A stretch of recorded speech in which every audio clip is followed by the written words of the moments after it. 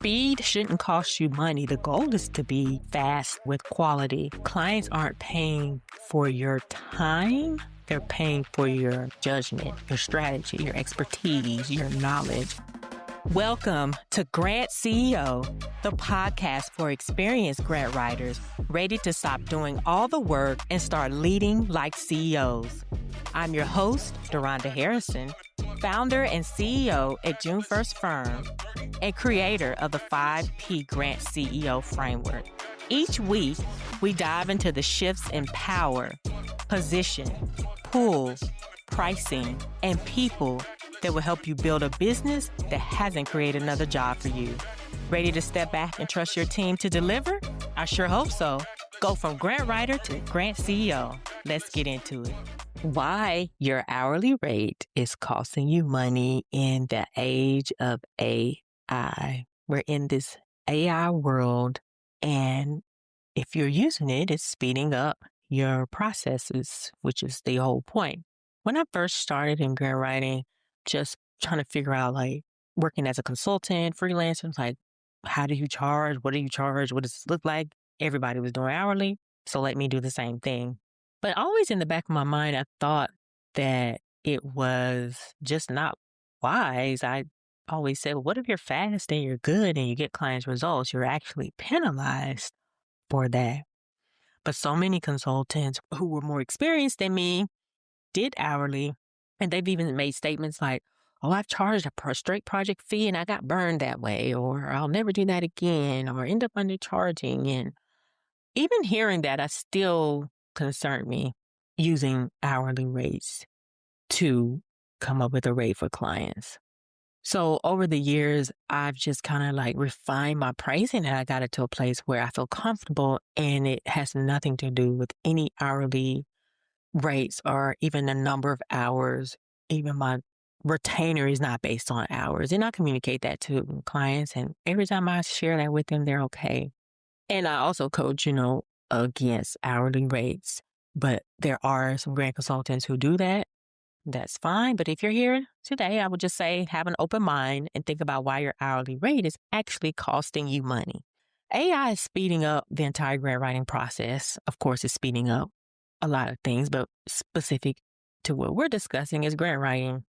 It's speeding up research. There are now research tools that can locate funders for you, drafting narratives. I know for me, coming up with like smart objectives and smart outcomes, SMART, what's that? Specific, measurable, attainable, realistic, and time-bound goals.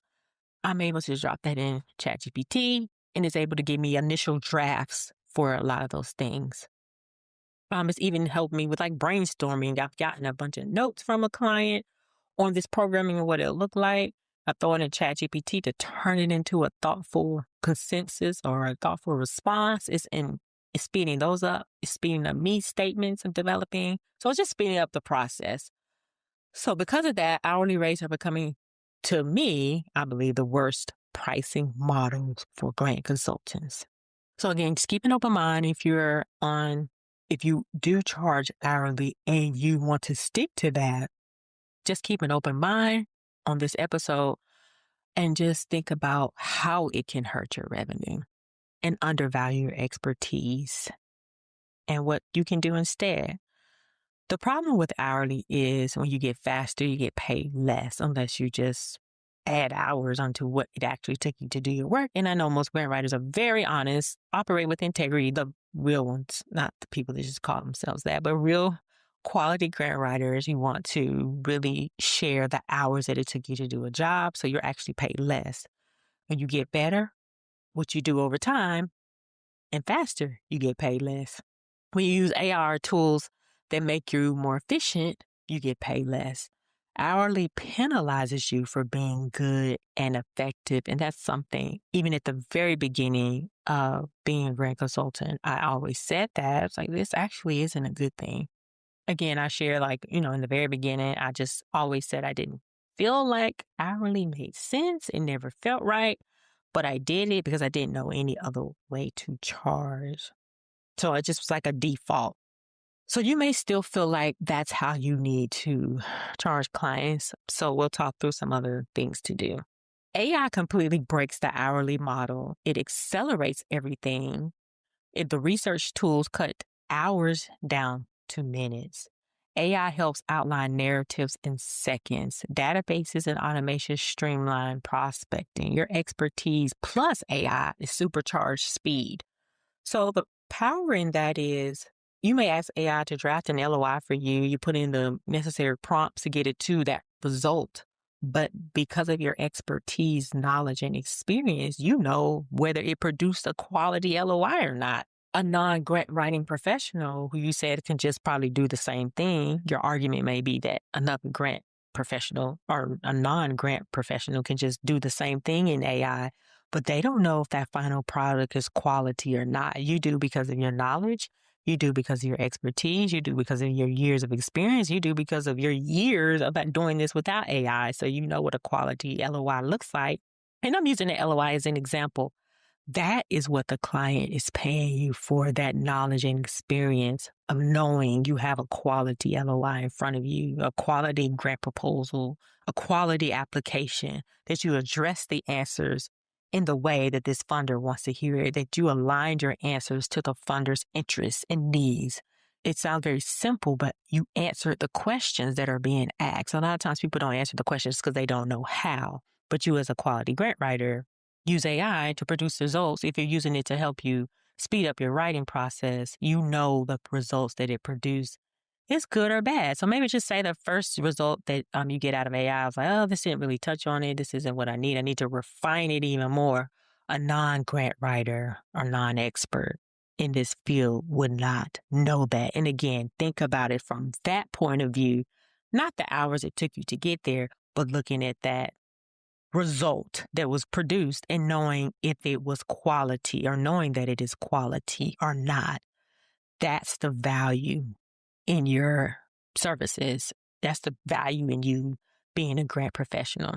So just think about speed shouldn't cost you money. The goal is to be, fast again with quality. Clients aren't paying for your time. They're paying for your judgment, your strategy, your expertise, your knowledge. AI makes grant writers more valuable, not less, in my opinion.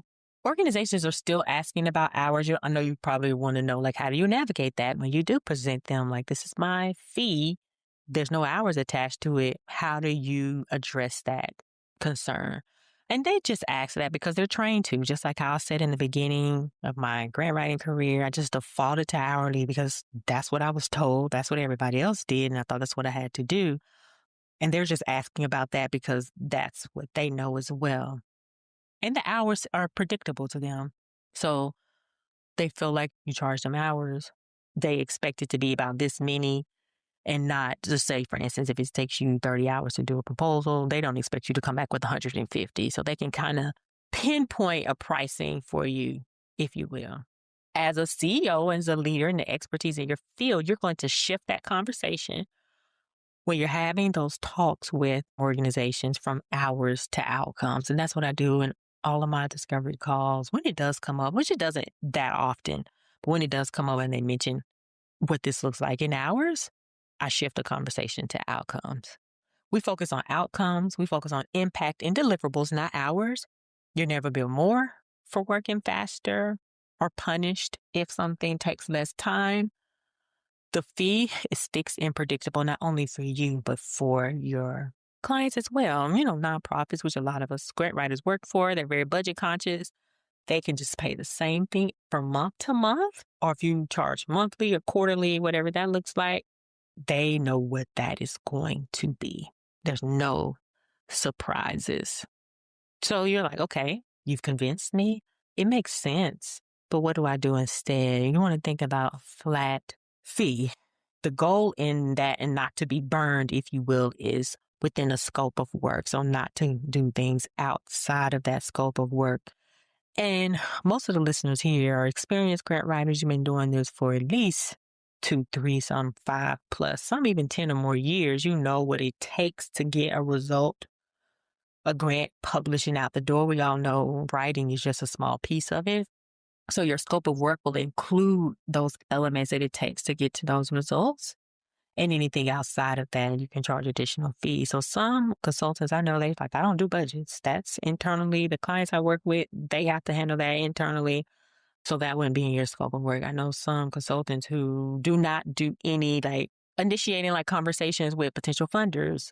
They say they have to be handled internally. They have to initiate those conversations and then come to me when they're ready to apply for grants. Those conversations have already taken place. The cultivation is in place. The stewardship is in place. And they come to me when the funder is like, let's apply, or it makes sense to apply. So whatever it is that you do or you don't do, you include that in your scope of work, and anything outside of that is an additional fee. Within my retainer, we help them with stewardship. We do budgets. We lead on budgets. We support with budgets. We also help them draft conversations for like cold outreach with your private foundations, private funders. The power in those grant wins is the relationship. So we even help cultivate a lot of those. Even some of our nonprofits are established, have a grant program. I've never met an organization that just still doesn't want to go after new funders.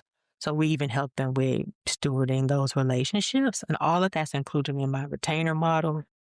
On top of course, getting everything we need to do, the project management for the grant, making sure all the pieces are there and everything is ready to go out the door. Some consultants don't do anything with portals. They're just like, I get you their draft, review it, edit it, get it back to you. You have to do all the submissions on your end. A lot of consultants do. They're like, we want to own it. We want to make sure it's completed. We want to make sure it's submitted because we spent the time, energy, and effort on it. We want to make sure it gets submitted. So whatever that looks like for you, building your retainer around that to protect you, your revenue, and your mental health. So putting a flat fee to that and staying within the scope. So you hear me say, a scope of work is your protection. For those who may have done a flat fee in the past who gotten burned, you want to make sure you have that scope of work and you stick to it. Retainer models help with stability. They're monthly, predictable. Again, no rolling hours, no banking time. You don't have to track all of those things. Even though there's tracking tools, hourly tools for that, it just makes life easier. And again, it's easier for both an organization and for you to budget. You can forecast, you can hire, you can see what you are bringing in profit every, month. You can plan that out months in ahead because your fees are set. And it works again on both sides. So how to communicate your new pricing to clients just moving forward. Like if you're getting close to a retainer, you can say we're averaging this many hours as is resulting in this amount every single month. And there's some months where you're paying more, but if you stick to this strict retainer model rate, this is your fee every single month. And we're going to focus more on outcomes and not hours. So kind of lead those conversations in that way. You want to just lean into telling your clients your monthly fee stays the same. As long as we're within this contract, this is going to be your fee every single month. And then you can really leverage AI and research tools to help you work efficiently, to help you move faster. If you're already doing that, of course, but you don't have to worry about the number of hours it's taking you to do a thing. That efficiency works in your favor, but you don't want it to work at the cost of your revenue. You want to be paid for your expertise, not your time. So stop thinking like a contractor and trading hours for time. Start thinking like a grant CEO. You're the strategist, you're the leader, the expertise for your business who delivers value, you and your team. So AI is upgrading the industry, does not appear to be going anywhere. So your pricing needs to upgrade too. Hourly rates are limiting you and you want to set your straight. Like monthly rate or monthly retainer. Value-based pricing is also what it's called to help you make that shift and have the predictable income and revenue for your business. So I'm hoping this information was helpful for you. I'm helping you frame and think about retainers versus hourly, thinking about project fees, hourly based, non-hourly based pricing. Value-based pricing, it's called so many different things outside of hourly, but just thinking about a set amount monthly that you are charging clients. So really hope this information was helpful for you. Send me a message on LinkedIn. I would love to hear if anything resonated with you. I would love to hear more about that. So feel free to shoot me a message. Let me know that you checked out the episode and that if anything resonated with you, feel free to share that with me on LinkedIn. Feel free to send me a message over there. And I look forward to seeing you, and hopefully you join us in our next episode. We're continuing this conversation from moving from a grant writer to being a grant CEO in your business. Talk to you soon. Bye-bye. Thanks for listening to Grant CEO. Please take a moment to write down your Grant CEO move of the week. One action that will move your business forward in either power, position, pull, pricing, or people. And if what you desire is mentorship and support, visit our website at grantceo.com. There you can also learn more about the program. Keep leading, keep growing, and remember, your expertise deserves to be valued. I'll see you in the next episode.